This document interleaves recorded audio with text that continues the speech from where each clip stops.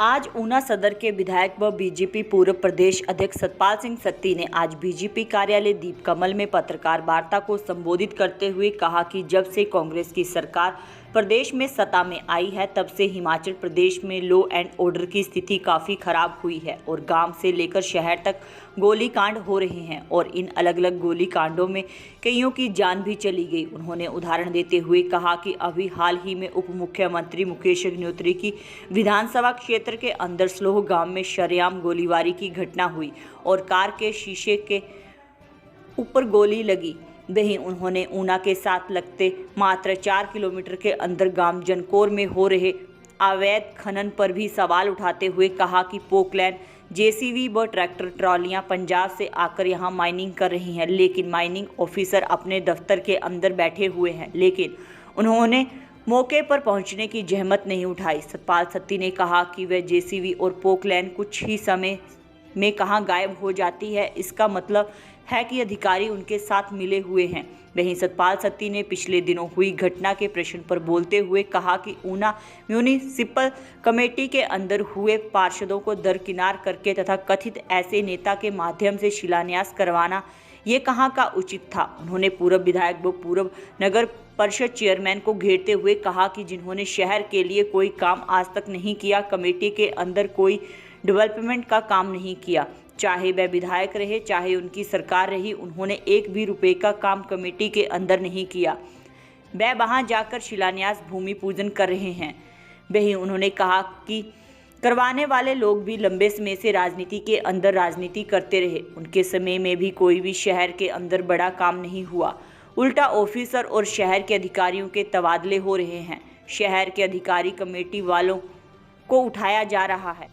वहीं उन्होंने कहा कि उनका माफिया राज एक शत चलता था, वह अधिकारी भी नहीं चलने दे रहे और बीजेपी म्यूनिसिपल कमेटी भी नहीं चलने दे रही, इसीलिए अधिकारियों को ड्रा करके म्यूनिसिपल कमेटी को इग्नोर करके कमेटी के अंदर उनका माफिया राज तथा पैसे खाने वाला धंधा चलाना चाहते हैं, जिसके कारण वे ऐसी हरकतें कर रहे हैं। इसीलिए हम चेतावनी देते हैं कि इन संस्थाओं को इग्नोर ना करें और सब लोगों का मान सम्मान करें और एक साथ मिलकर काम करें।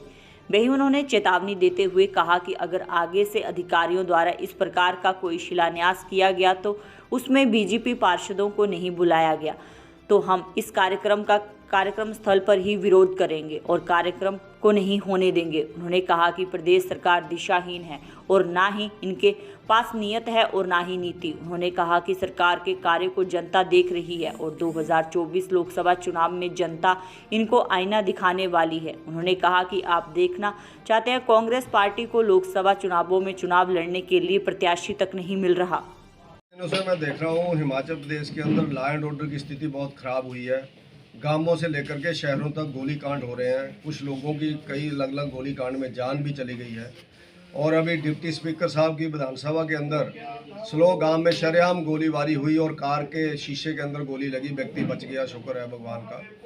और इस तरह से लॉ एंड ऑर्डर जो है वो बहुत बिगड़ रहा है। और उसके साथ साथ पिछले कल ही कुछ मीडिया के माध्यम से, पंजाब केसरी और अन्य मीडिया के माध्यम से समय समय पर खबरें आती रही। बिल्कुल ऊना के साथ 4 किलोमीटर जनकौर गांव के अंदर पोकलैंड पंजाब से आकर के जेसीबीयां पंजाब से आकर के माइनिंग कर रही हैं, लेकिन माइनिंग ऑफिसर अपने दफ्तर के अंदर बैठे और पत्रकार शरेआम बोल रहे हैं कि मैंने उनसे पूछा कि जहाँ पर माइनिंग हो रही है आपकी परमिशन? उन्होंने कहा नहीं परमिशन है। उनका फर्ज बनता था कि कहाँ है आप, मैं अभी आता हूँ, अभी पकड़ता हूँ। लेकिन वो जेसीबीयां पोकलैंड कहाँ गई, टिप्पर कहाँ पर गए, ट्रैक्टर कहाँ पर गए, उसका कोई बिल्ली बारिश नहीं है। इसका मतलब है कि अधिकारी उनके साथ मिले हुए हैं।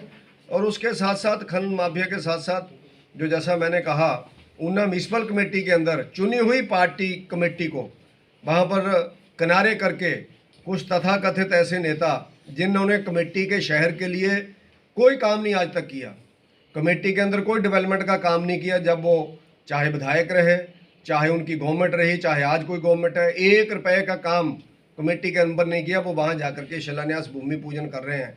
और करवाने वाले जो लोग हैं वो भी लंबे समय तक राजनीति के अंदर कमेटी की राजनीति करते रहे।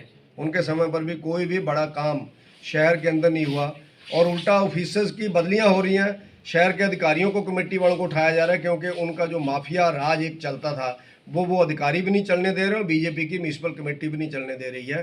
तो इसलिए वो अधिकारियों को डरा के म्यूनिसिपल कमेटी को इग्नोर करके कमेटी के अंदर जो उनका माफिया राज चलता था पैसे खाने वाला, वो धंधा नहीं चल रहा है, जिसके कारण वो ऐसी हरकतें कर रहे हैं। इसको हम लोग चेतावनी देते हैं कि चुनी हुई संस्था को इग्नोर ना करें और सब लोगों का मान सम्मान करें, सब लोग इकट्ठे होकर के काम करें, इसी में सबका फायदा है।